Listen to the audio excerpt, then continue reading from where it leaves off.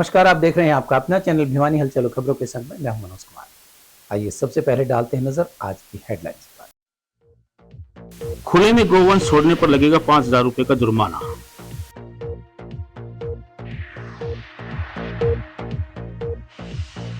जिला एवं सत्र न्यायाधीश ने प्रशासनिक अधिकारियों को टोल फ्री नंबर की दी जानकारी। छात्रों ने निकाली स्वच्छता रैली, दिया स्वच्छता का संदेश।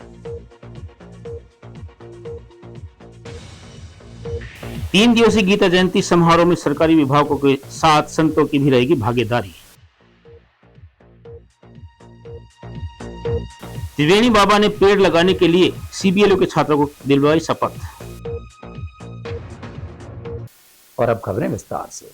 बेसहारा पशुओं को मुक्त करने को लेकर गौशाला संचालकों व संबंधित अधिकारियों की बैठक आयोजित की गई। बैठक की अध्यक्षता करते हुए उपायुक्त महावीर कौशिक ने गौवंश व पशु मालिकों को 3 दिन का अल्टीमेटम दिया और कहा कि जिले के गौवंश मालिक अपने पशुओं को खुला न घूमने दें, वरना उन्हें 5,000 रुपए जुर्माना लगाया जाएगा और सड़कों पर घूम रहे पशुओं को गौशालाओं में रखा जाएगा ताकि कोई दुर्घटना ना हो व बेसहारा गोवंश व पशुओं को भी कोई हानि न हो। प्राय यह देखने में आया है कि गोवंश मालिक और पशुपालक दिन में अपने पशुओं को छोड़ देते हैं और रात को उन्हें अपने बाड़े में बांध लेते हैं। इससे दिन में आवागमन बाधित होता है और दुर्घटना होने का भय बना रहता है, साथ ही पशुओं को भी हानि होती रहती है।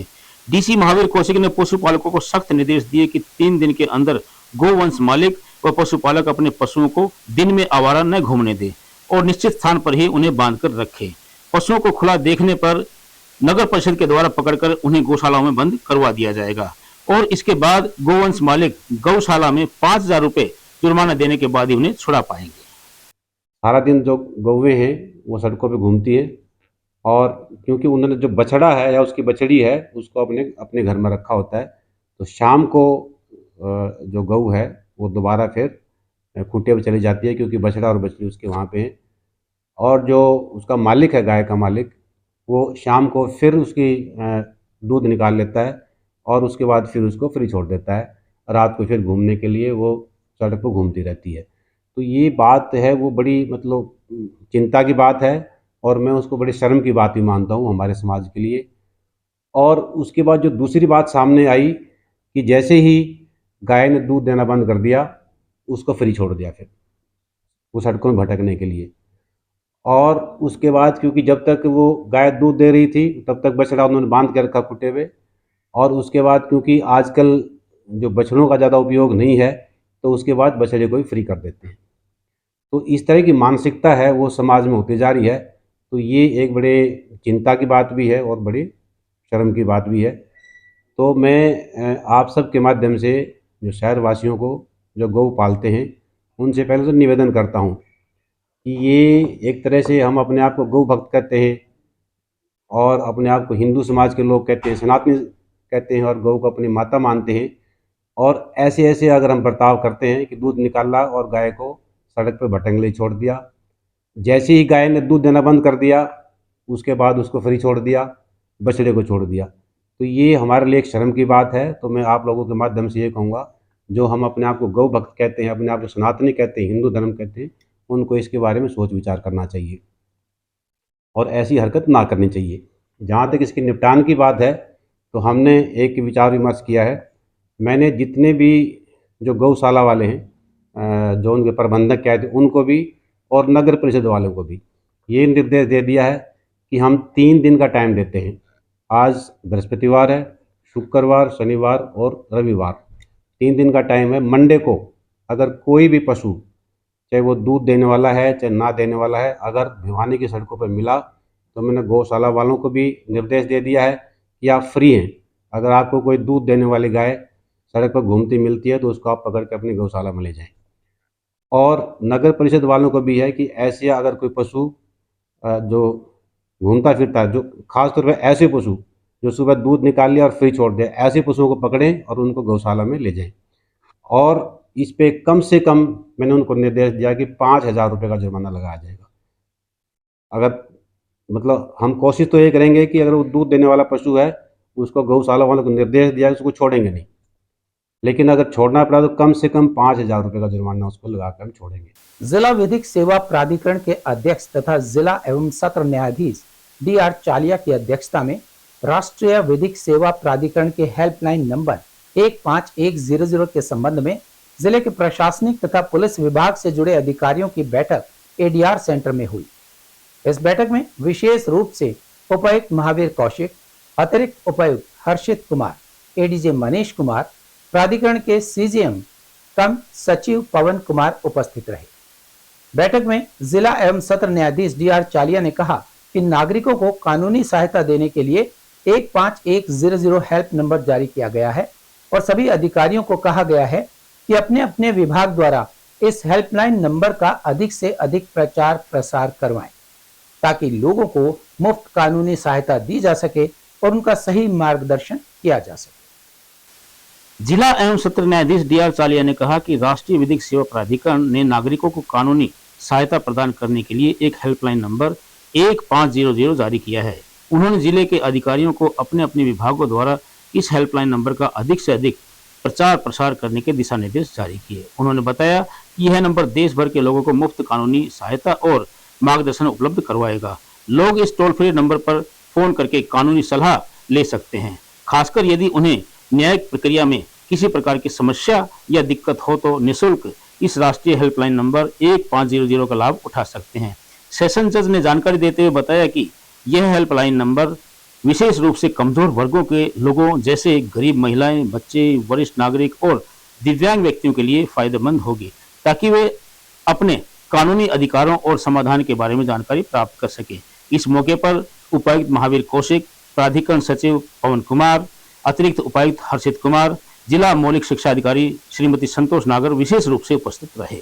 जो हमारे चीफ जस्टिस खन्ना साहब हैं, उनका जो विशेष रुझान है कि शिक्षण संस्थानों में और समाज में लोगों को जो कानून किस हिसाब से चलता है और उनको कानूनी मदद जो चाहिए, उसके लिए जो है आज मीटिंग जो है वो ऑनरेबल डिस्ट्रिक्ट जज साहब ने किया था और विश्वविद्यालय और तमाम अलग अलग संस्थानों से। तो मैं चौधरी बंसीलाल विश्वविद्यालय को रिप्रेजेंट कर रहा था और सारे कॉलेजेस में जो हमारे से संबंधित कॉलेजेस हैं वहाँ पे बच्चों को अवेयरनेस देना है कि आप कानून से कौन कौन सी चीज़ें होती हैं और आपको कानूनी लाभ क्या क्या मिल सकता है। जैसे एक बहुत अच्छी बात कि हमारे यहाँ खास करके छात्राएं बहुत हैं कि बैड टच क्या होता है, गुड टच क्या है, उनका बिहेवियर क्या होना चाहिए, उनके कानूनी अधिकार क्या होना चाहिए और अगर वो किसी मुसीबत में उनके पास पैसे नहीं भी हों तो जो सुप्रीम कोर्ट ने जो नया जो नंबर जारी किया है वो ये नंबर जारी किया है जिसपे ये नंबर जारी हुआ है। तो इस पे जो है वो अपनी सूचना दे सकते हैं और इस पे कॉल कर सकते हैं। और अभी हम सारे कॉलेजेस को भी लिख रहे हैं कि इसका जो है वो डिस्प्ले जो है अपने कॉलेजेस में करें ताकि उनको लोगों को ये कानूनी सहायता मिल सके।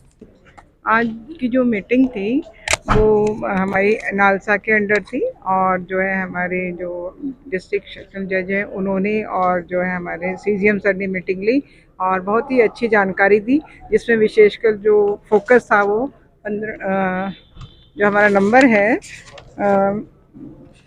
1500 है ना, 151000। हाँ ठीक है, इस नंबर को हमने सभी स्कूलों में डिस्प्ले करवा दिया है और हम समय समय पे हमारे लीगल लिटरेसी क्लब बने हुए हैं और प्रेयर में इसके बारे में अवेयरनेस करवा रहे हैं, बच्चों को जागरूक कर रहे हैं, SMC को जागरूक कर रहे हैं अधिक से अधिक।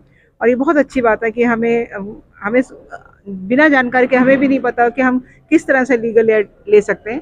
तो ये बहुत अच्छी मुहिम है नालसा की और जो है इसी के तहत जो है हमारे डिस्ट्रिक्ट में विभिन्न एक्टिविटीज़ भी होती रहती है, लीगल लिटरेसी के प्रोग्राम्स भी होते रहते हैं, school level, block level, district level. आज हमारे लंदन डिस्ट्रिक्ट एंड सेशन जज साहब DR चालिया सर और Manish Kumar London additional district and session जज साहब और हमारे ADC साहब और बाकी सभी डिपार्टमेंट के सारे ऑफिसर्स को हमने बुला रखा था।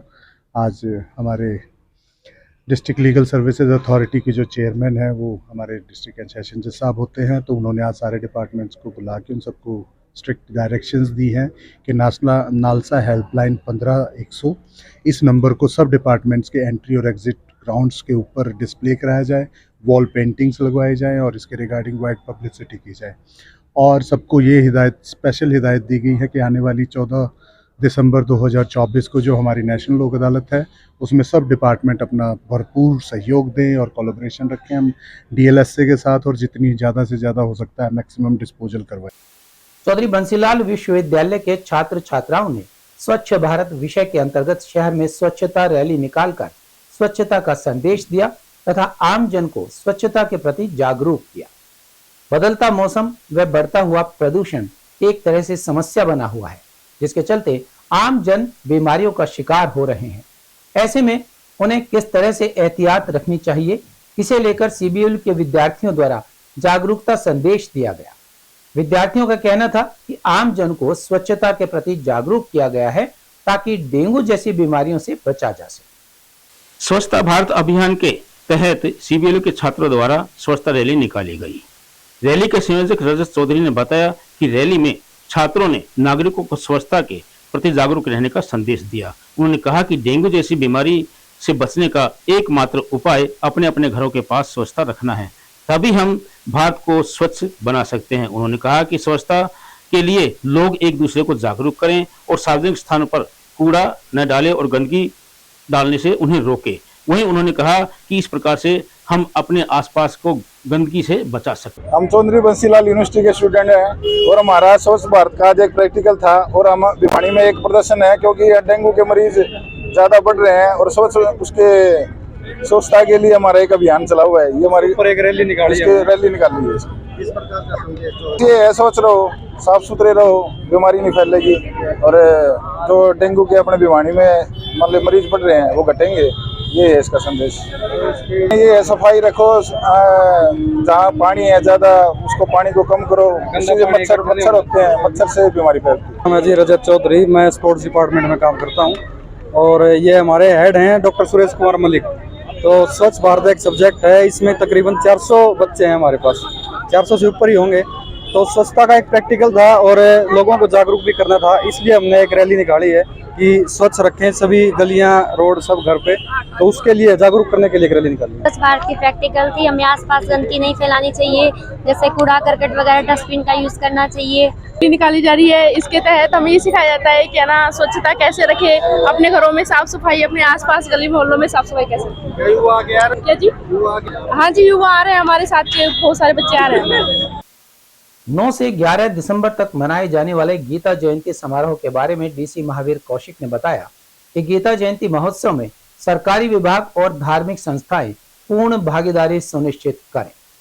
डीसी ने कहा कि भव्यता के साथ धूमधाम से जिला स्तर पर गीता जयंती महोत्सव मनाया जाएगा। समारोह सामाजिक धार्मिक संस्थाओं, मंदिरों, गौशालाओं की अनूठी पहल से ओतप्रोत होगा।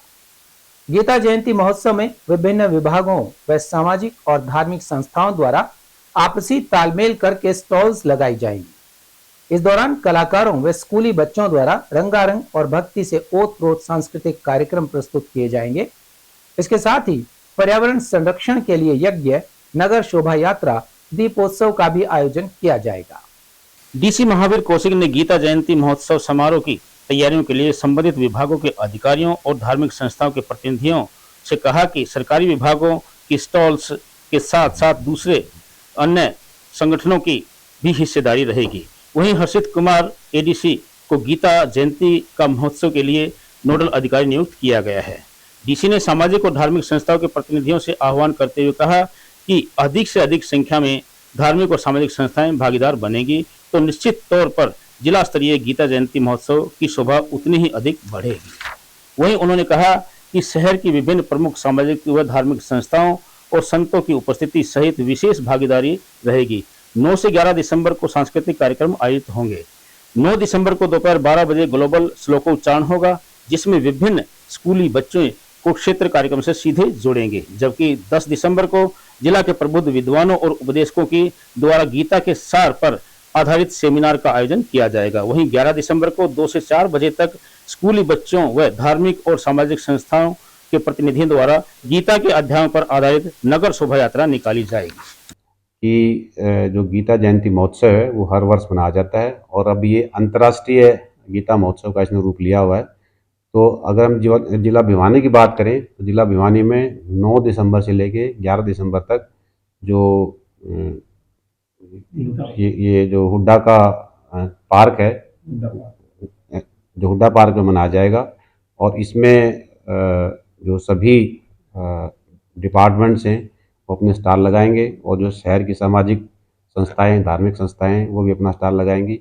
और प्रशासन इसमें पूरी तरह से तैयार है। तो इसमें सांस्कृतिक गतिविधियां हैं और अन्य एक्टिविटीज़ हैं गीता से संबंधित, वो करवाई जाएंगी। चौधरी बंसीलाल विश्वविद्यालय के ओल्ड कैंपस में पौधारोपण का आयोजन किया गया। त्रिवेणी बाबा एवं उनकी टीम द्वारा युवाओं और छात्रों के जन्म दिवस के उपलक्ष्य पर उनके हाथों से त्रिवेणी लगाई गई। इस अवसर पर त्रिवेणी बाबा ने बताया कि आज के समय में पृथ्वी पर सबसे बड़ी बीमारी प्रदूषण की है। हम अलग अलग तरीकों से वातावरण को प्रदूषित कर रहे हैं। इस भयानक स्थिति को देखते हुए युवाओं को जागरूक और प्रेरित किया जा रहा है।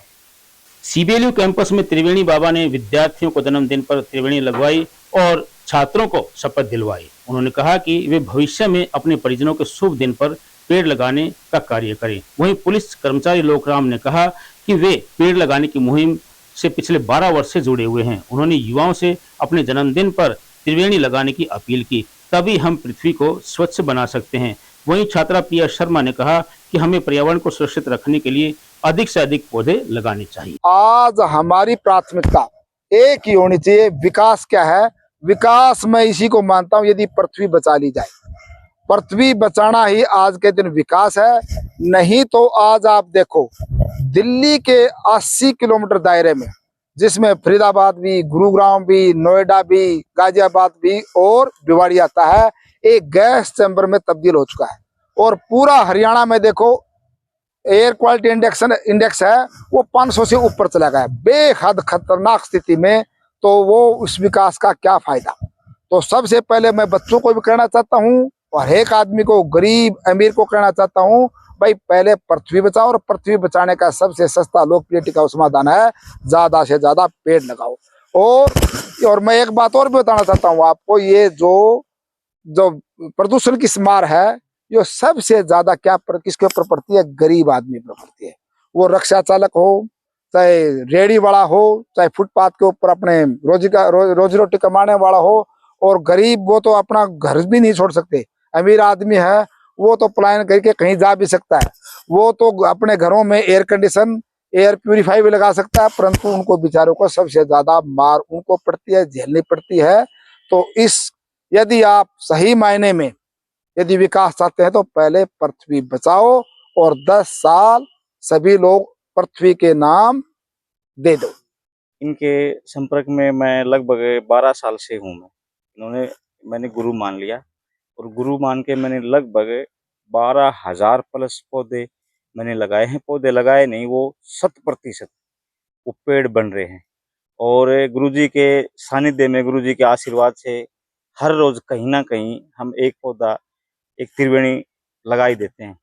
यदि बाई चांस ड्यूटी के होने के कारण यदि मैं न लगा पाता तो वो छुट्टी वाले दिन उसको हम एडजस्ट कर देते हैं। मेरा गांव जुप्पा है। जुप्पा में मैंने एक बहुत सुंदर 3 साइट बनाई हुई हैं। उसमें लगभग 4-5 हज़ार प्लस पौधे लगाए हुए हैं और बहुत बड़े बड़े पेड़ बन रहे हैं। और मेरी तो एक मुहिम है, गुरुजी के आशीर्वाद से हम तो किसी के जन्मदिन के उपलक्ष्य में या कोई भी खुशी का अवसर हो, मैं अपने ईमानदारी की कमाई से फ्री ऑफ कॉस्ट एक त्रिवेणी लेकर जाता हूँ और बच्चों को से वो त्रिवेणी लगाता हूँ। ये कोई भी हमें किसी भी कार्य को सफल बनाना है तो उसको भावनाओं से जोड़ना है। आज हमारे कैंपस में त्रिवेणी बाबा आए और एक पुलिस अंकल हैं, तो उन्होंने बहुत अच्छी हमें शिक्षा दी और हमारे कैंपस में त्रिवेणी का पौधा लगाया और हम सबको भी प्रेरित किया। और ये भी बोला कि कोई भी शुभ अवसर हो तो हमें जरूर एक त्रिवेणी तो लगानी चाहिए और इसके लिए हमें मोटिवेट भी किया और हम ऐसा करेंगे भी। और अब चलते चलते हरियाणा सरकार जल्द ही यूट्यूबरों के लिए गाइडलाइन जारी करने जा रही है। भाजपा सरकार के पहले विधानसभा सत्र के दौरान पुंडरी विधायक सतपाल जांबा ने सोशल मीडिया के यूट्यूबरों को ब्लैकमेल की बात कहकर उन पर अंकुश लगाने की मांग रखी थी। उन्होंने कहा था कि सोशल मीडिया के कुछ पत्रकार गलत खबर चलाने का डर दिखाकर ब्लैकमेल करते हैं, जबकि उनके पास खबरें चलाने का कोई अधिकार नहीं है और न ही उनका कोई क्राइटेरिया है। इसीलिए सरकार को उनके लिए कोई पॉलिसी या गाइडलाइन बनानी चाहिए ताकि वह उसके दायरे में रहकर काम कर सके। इसे लेकर अब विधानसभा कार्यालय द्वारा पुंडरी विधायक सतपाल जामा को पत्र लिखकर उनके द्वारा उठाए गए विषय से संबंधित गाइडलाइन बनाने के लिए सुझाव मांगे हैं, जिसके लिए विधायक, वकील व सीनियर पत्रकारों से विचार विमर्श कर रहे हैं। इस बारे में विधायक जामा ने बताया कि उनके पास विधानसभा से एक पत्र आया है जिसमें कहा है कि आपने जो सत्र के दौरान मांग रखी थी उसमें कोई त्रुटियां या अन्य सुझाव हो तो वह पुनः शुद्धिकरण सहित लिखकर वापस विधानसभा को भेजे। उनका कहना था कि वे यह नहीं कहते कि सभी सोशल मीडिया पत्रकार ब्लैकमेलर्स हैं, परंतु ज्यादातर लोग प्रोफेशन को गलत इस्तेमाल कर रहे हैं। वे गलत तरीके से बात करते हैं, उनकी न तो कोई क्वालिफिकेशन है और न ही कोई क्राइटेरिया। इसीलिए वह चाहते हैं कि मीडिया संविधान का चौथा पिलर है, इसीलिए साफ सुथरा होना चाहिए। वे चाहते हैं कि पत्रकारिता में डिग्री होल्डर व पढ़े लिखे लोग आए, जिससे प्रोफेशन में और निखार आ सके। इस फील्ड में आने के लिए मीडिया में पत्रकारों के पास कम से कम पत्रकारिता में मास्टर्स डिग्री होनी चाहिए। निस्संदेह यह मुद्दा एक विधायक तक सीमित नहीं है, यह तो समाज के हर वर्ग को प्रभावित कर रहा है। विधायक साधुवाद के पात्र हैं कि उन्होंने इस गंभीर मुद्दे को विधानसभा में बड़ी शिद्दत के साथ उठाया। अब उम्मीद है कि सरकार इस बारे में नई नीति अवश्य लेकर आएगी। और अब जाने से पहले एक नजर आज की हेडलाइंस पर। खुले में गोवंश छोड़ने पर लगेगा 5,000 रुपए का जुर्माना।